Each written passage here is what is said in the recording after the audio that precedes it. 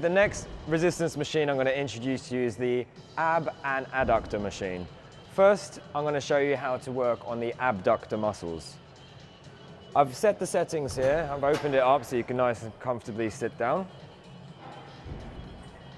From here, we want to use the adjuster by pulling the pin up and closing the pads and the machines as close as we can. Placing your feet up on the foot plates. You want to lock this in to as close as you can get to number 1. I think this machine is going to be on 2. That's absolutely fine. Okay, from here, holding onto the handles, core engaged, back against the backrest. You want to open your legs as far wide as you can, controlling the weight back nice and slowly so the weights do not touch the stack. Good, breathe out when you open up your legs. Excellent, keep this up. 2 more reps. That's 1, and last one, 2. Good stuff.